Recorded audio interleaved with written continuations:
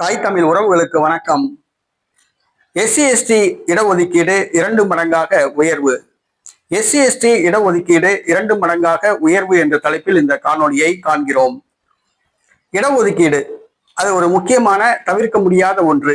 தேசிய நீரோட்டத்தில் தாழ்த்தப்பட்டவர்கள், பட்டியல் சமூகத்தை சேர்ந்தவர்கள் இணைய வேண்டும் என்று சொன்னால் இடஒதுக்கீடு கண்டிப்பாக அவசியம்.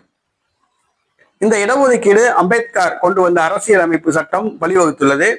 தற்பொழுது SC/ST இடஒதுக்கீடு 2 மடங்காக அதிகரித்துள்ளது. தமிழ்நாட்டில் அல்ல, ஒடிசாவில். ஒடிசா மாநிலத்தில் தற்பொழுது நடைபெற்ற தேர்தலில் பாஜக ஆட்சியை பிடித்தது. தற்பொழுது அந்த மாநில அரசு SC/ST இடஒதுக்கீட்டை 2 மடங்காக உயர்த்தியுள்ளது. உயர்கல்வி நிறுவனங்களில் 19% இடஒதுக்கீடு தான் பட்டியல் சமூகத்தினருக்கு வழங்கப்பட்டது. தற்பொழுது 38.7% அது உயர்த்தப்பட்டுள்ளது. அதாவது உயர்கல்வி நிறுவனங்களில் மட்டும் தாழ்த்தப்பட்ட மற்றும் பழங்குடியினர் சமூகத்தினருக்கான இடஒதுக்கீடு 38% உயர்த்தப்பட்டுள்ளது. இது அந்த மாநில பட்டியல் சமூகத்தினர் மத்தியில் மகிழ்ச்சியை ஏற்படுத்தியுள்ளது. பொதுவாக சாதிவாரி கணக்கெடுப்பு இந்தியா முழுவதும் நடத்த வேண்டும். பட்டியல் சமூகத்தினருக்கு உரிய இடஒதுக்கீட்டை வழங்க வேண்டும். ஆனால் ஆளுகின்ற அரசாங்கங்கள் இதை புறக்கணிக்கின்றன.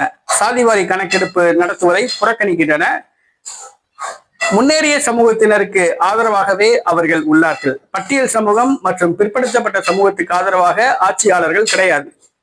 சாதிவாரி கணக்கெடுப்பு நடத்தினால் உண்மை நிலவரம் வெளிவந்துவிடும் என கருதி அவர்கள் புறக்கணிக்கிறார்கள். சாதிவாரி கணக்கெடுப்பு நடத்தி இந்தியா முழுவதும் பட்டியல் சமூகம் மற்றும் பிற்படுத்தப்பட்ட சமூகத்தினருக்கு உரிய இடஒதுக்கீடு வழங்க வேண்டும்.